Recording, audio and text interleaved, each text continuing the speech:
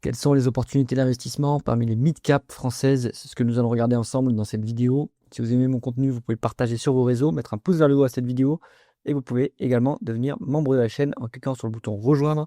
Vous aurez accès en avant-première à toutes les vidéos. On continue notre revue de la cote parisienne. On va partir de Rémi Cointreau. On va prendre Alten, Exail Technologies, Vision Group. Hop, on va aller de l'autre côté. On va aller prendre Forvia, Imeris, Robertet, Morel et Prom, Pluxee et Électricité de Strasbourg. Comme d'habitude, je vous ai préparé la watchlist sur Investing Pro. Vous avez 15% de réduction en plus des promotions habituelles via le lien en haut à droite de l'écran. On va passer en revue les colonnes de la watchlist. D'abord, on zoome, hop, voilà. Alors, les colonnes, nom de l'entreprise, industrie dans laquelle elle opère, capitalisation boursière en euros, croissance du chiffre d'affaires en rythme annualisé sur 5 ans, les multiples de valorisation par rapport au flux, valeur d'entreprise sur EBITDA, ratio court-bénéfice, ratio court-free cash flow, le type de bénéfice par rapport aux actifs tangibles, il n'y a pas de décote ici, on ne va pas regarder.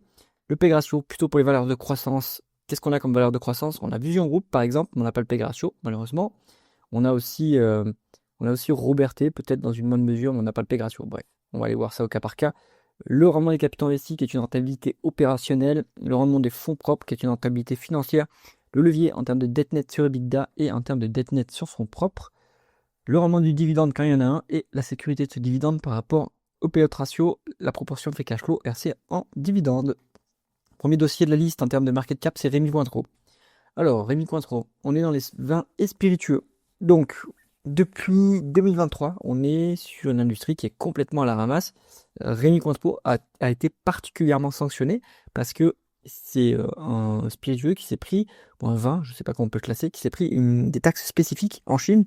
Bon, il y a la guerre commerciale aussi, donc il y a les droits de douane américains et les droits de douane chinois, mais ils sont pris voilà, des taxes spécifiques et en plus, ils sont très très très dépendants de la Chine puisque c'est leur gros marché à l'export. Donc énorme sanction sur Rémi Cointreau. On est sur 2,2 milliards de market cap, décroissance en rythme annualisé sur 5 ans, ça fait mal et pourtant les multiples sont très élevés. On est encore à 13 en valeur d'entreprise sur EBITDA. Pour moi, il n'y a pas du tout d'opportunité sur Rémi Cointreau. Sur les spiritueux en général d'ailleurs, hein, les multiples restent élevés malgré la purge. Ça qui est intriguant. Rendement des capitaux investis qui est médiocre à 5%, même en haut de cycle. On n'est pas sur des niveaux très élevés puisque c'est un métier qui est hyper intensif en capital. Le BFR est énorme à cause des stocks qui prennent beaucoup de temps à vieillir. Et ça, c'est un coût. Donc 5% de rendement des capitaux investis, c'est plutôt maigre. Hein. 3,1% de dette nette sur EBITDA, ça a l'air élevé, mais quand on regarde par rapport aux fonds propres, c'est que 36%. Bon, ben, c'est parce que l'EBITDA est faible actuellement. Et pour l'instant, on voit toujours pas de rebond. 1,2% de rendement du dividende, c'est un peu ridicule de verser un dividende, puisque voilà, on n'a pas les free cash flow pour le verser. Bon, Rémi Cointreau, le secteur des spiritueux en général, c'est encore trop tôt, malheureusement. Et Rémi Cointreau, c'est sûr que là, il galère. Hein. Bon, je pense que ils doivent maintenant ils priorisent en fait le désendettement et des plans d'économie. Donc pour l'instant, il n'y a aucun momentum favorable sur ce dossier. Il vaut mieux en être à l'écart. Forvia dans les composants automobiles, autrement appelé équipementier auto. On est sur 2 milliards 100 de market cap. Donc le secteur automobile en Europe, c'est la cata. Mais plutôt chez les constructeurs. Chez les équipementiers, on survit quand même. Donc c'est plutôt pas trop mal en réalité. 8% de croissance du chiffre d'affaires en rythme annualisé sur 5 ans. Il y a quand même pas mal de croissance. 5 en valeur d'entreprise sur EBITDA. On fait une perte, d'accord, mais c'est une perte comptable puisque les free cash flow sont positifs. Et c'est une fois les free cash flow, c'est pas très cher. Hein. C'est pas très cher du tout. Forvia, on est à 4,3% de rendement des capitaux investis. Bon, c'est sûr que ça fait pas rêver.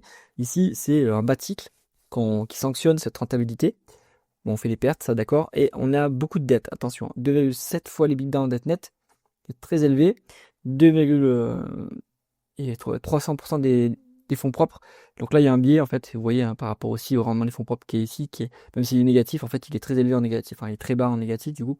Ça veut dire qu'ils ont, à mon avis, racheté des actions pour les annuler, ce qui nous donne un biais, en fait, sur ces ratios-là. Alors que je pense pas qu'on soit sur des niveaux de dette qui soient aussi préoccupants que ça. Toutefois, 2,7 fois les l'EBITDA en net, c'est un peu moche comme endettement, surtout en bas de cycle, comme c'est le cas actuellement. Donc ce dossier, je pense qu'il y en a un des plus intéressants dans le secteur équipementier auto. Je pense que Forvia est un peu trop endetté en réalité. Mobility est pas trop mal. Euh, et l'ancien Valeo non plus. N'est pas trop mal, il me semble. Alten, ESN. Alors ESN et R&D externalisé. Ils font pas que de l'informatique, ils font aussi des cabinets d'études externalisés en mécanique, en enfin, plein de domaines, d'ailleurs aussi en automobile, par exemple. Donc on est sur 2,1 milliards de market cap. La boîte souffre du narratif intelligence artificielle, comme c'est le cas pour beaucoup d'autres ESN, boîte de R&D externalisée.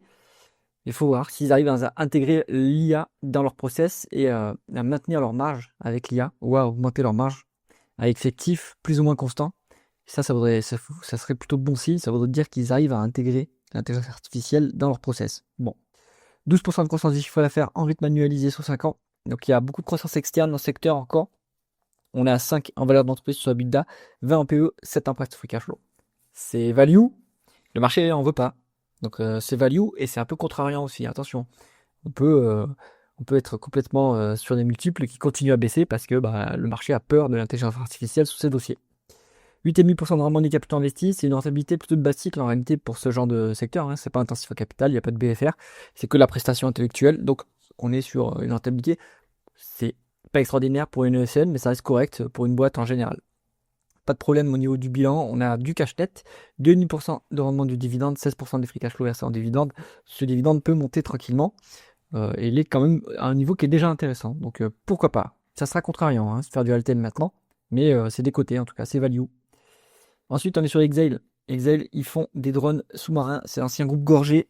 Donc, c'est une boîte qui a végété pendant très très très longtemps. Et puis, à partir du conflit ukrainien, ils se sont mis à complètement boomer. Malgré cela, la rentabilité reste famélique. Hein. C'est une boîte qui fait beaucoup de croissance. Donc, on est à 26% de croissance du chiffre d'affaires en rythme annualisé sur 5 ans pour une mid-cap, 2 milliards d'euros de market cap. Mais les multiples sont dans l'espace. Ça vaut très très cher ce dossier. Hein. On est sur une 0,7 fois l'EBITDA en dette nette, 10% des fonds propres. Bon, c'est pas trop endetté, ça va. Pas de dividende de verser. Pas intéressant à mon avis aussi. Hein. Trop spéculatif en réalité. Le marché a déjà pricé très chèrement. Il n'y a pas droit à l'erreur. Donc je pense qu'il vaut mieux être à l'écart de Excel. Vision. Ils font des étiquettes électroniques et de l'IoT. Donc ils font en fait du digital. Ils fusionnent le commerce physique et digital en permettant aux magasins de gérer en temps réel leur pricing en se basant sur les prix qui se font, les prix qu'ils mesurent via leurs données. Donc c'est intéressant comme concept sur des gros contrats avec Walmart. Il y a une extension au Mexique qui a été obtenue. Ils ont aussi des contrats avec Carrefour. Bon, le marché a un peu pénalisé le fait qu'il y ait un peu d'absence de visibilité sur les contrats futurs post-Walmart. Donc là-dessus, le management est en train de rassurer et essaye de gagner des contrats pour avoir une meilleure visibilité. Donc on est sur 2 milliards d'euros de market cap, 38% de croissance du chiffre d'affaires en rythme annualisé sur 5 ans. Donc croissance explosive. 9 en valeur d'entreprise sur EBITDA. Pour une boîte qui croit aussi fort, c'est pas très cher payé, surtout qu'il y a une bonne rentabilité. On est à 25% de rendement des capitaux investis, c'est très très bon comme rentabilité. On a beaucoup de cash, mais attention, c'est lié au modèle d'affaires en fait. On est sur un BFR négatif structurellement. Donc ils ont reçu une avance client en plus de Walmart pour équiper les magasins. Donc ce free cash flow en fait, le cash qui est disponible et du coup le free cash flow aussi, on n'est pas disponible là, mais ils sont biaisés par ces avances clients. Donc on n'est pas sur une trésorerie qui sera redistribuée aux actionnaires. 0,7% de rendement du dividende, voilà, c'est un dividende symbolique qui va augmenter encore cette année pour dire ça y est, on a les moyens de verser un dividende, on est bien rentable, donc pourquoi pas. Vision, alors moi je ne fais pas du tout de boîte de croissance, hein. C'est pas mon style d'investissement du tout, parce que si on se plante un petit peu dans ces hypothèses d'actualisation, parce qu'il faut faire à mon avis un DCF sur ce genre de boîte, on peut se planter complètement. Donc en revanche, si on regarde par rapport aux multiples, pour une boîte qui croit aussi fort, 9 en valeur d'entreprise sur EBITDA, bon, c'est pas trop cher payé en fait, hein. C'est pas très très cher payé. Donc ça peut se regarder dans une thématique peut-être croissance à prix raisonnable, surtout qu'il commence à être rentable correctement. Imerys, eux, ils font, je crois qu'ils font des minéraux, surtout pour la construction, peut-être aussi pour la chimie. Je connais pas assez bien ce dossier en termes d'activité. En tout cas, vu les chiffres, on est sur 1,9 milliard de market cap, décroissance en rythme annualisé sur 5 ans, 7 en valeur d'entreprise sur EBITDA, on fait une perte, bon, on fait du free cash flow en revanche, donc c'est une perte comptable. Bon, c'est les multiples un peu value quand même, mais par contre la rentabilité, ça reste médiocre. Hein. 3% de rendement des capitaux investis, c'est pas très bon. 2,7 fois les EBITDA en dette nette, bon, il y a un peu de dette quand même, 53% des fonds propres. C'est, à mon avis, parce que l'EBITDA est plutôt au ras des pâquerettes. Hein. C'est pour ça qu'on est un levier qui a l'air important ici, mais par rapport aux fonds propres, ça reste raisonnable. 3,3% de rendement du dividende, mais c'est presque 100% des free cash flow, donc pas très safe comme dividende. Ouais, je vois pas d'opportunité cliente d'investissement sur ce dossier, et la rentabilité est trop faible. À l'écart d'Imerys, à mon avis. Morel et Prom, si vous suivez la chaîne, vous savez que j'en mets en portefeuille. Donc, on est sur une boîte qui est très décotée, qui était très décotée. C'est une boîte qui fait du pétrole, du gaz et aussi du photovoltaïque maintenant en Afrique. Ils ont pris une participation dans un champ qui est dans des géographies qui sont quand même un peu risquées, hein. Ils sont Gabon, Tanzanie, Mozambique ou Mauritanie, je ne sais plus. Bon, et ils sont au Venezuela, également en Colombie. Bon, donc c'est une boîte évidemment qui est un peu risquée, c'est pour ça que les multiples n'iront jamais très très haut.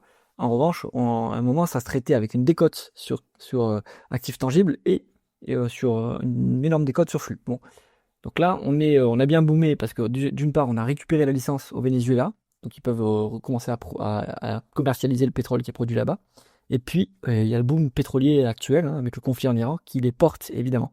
Donc moi, je commence à prendre un peu mes bénéfices quand même sur Morel et Prom, mais très doucement, hein, pas, parce qu'on n'est pas sur un seuil où il est important de complètement sortir de la position, parce que regardez, on est à 6 en valeur d'entreprise sur EBITDA, c'est pas très cher, hein.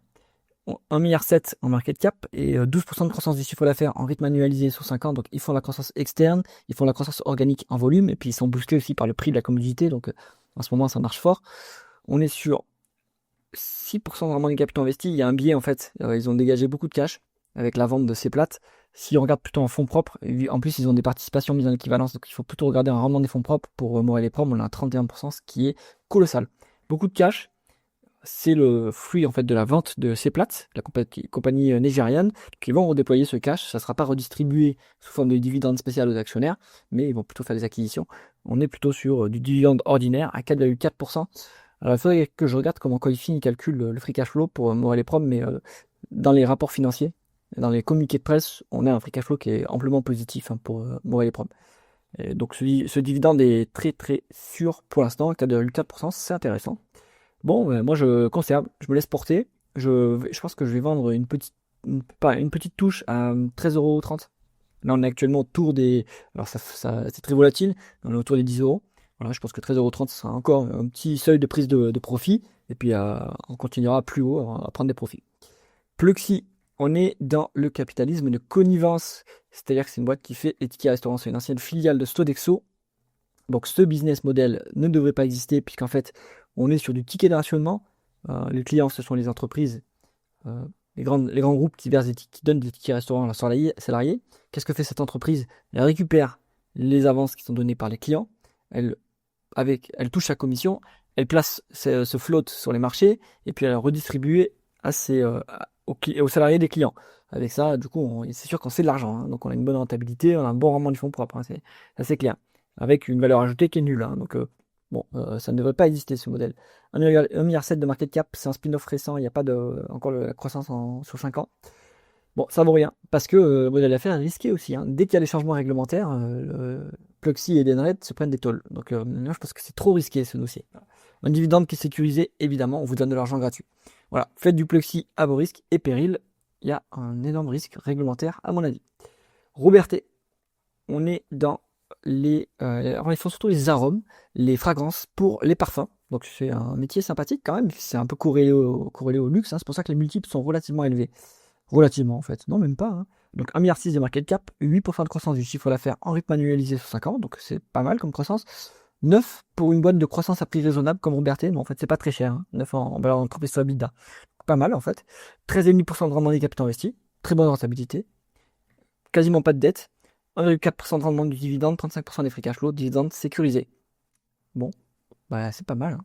C'est pas mal du Robertet, hein. Ça c'est un très beau dossier, croissance à prix raisonnable. Électricité de Strasbourg, filiale d'EDF, donc attention état au capital et attention marché réglementé. Donc ils font de la production et distribution d'électricité en Alsace. 1,6 milliard de market cap, 13% de croissance du chiffre d'affaires en rythme annualisé sur 5 ans, solide comme croissance. 5 en valeur d'entreprise sur EBITDA, 10 en PE, 11 en prix free cash flow. Pas très cher. On est même sur un PEG ratio qui est en dessous de 1. Là, on peut dire que c'est une boîte de croissance. Donc, bon, c'est pas très cher, même du point de vue de la croissance. 25% de rendement des capitaux investis, colossal pour une boîte qui est, à mon avis, intensive en capital, mais très très bonne rentabilité du cash net. Je connais pas ces modèles d'affaires. Je sais pas si ça appartient aux actionnaires ou aux clients. Il faudrait clarifier. 4,9% de rendement du dividende, 54% des free cash flow sécurisé. Ce dividende est intéressant en plus à ce niveau.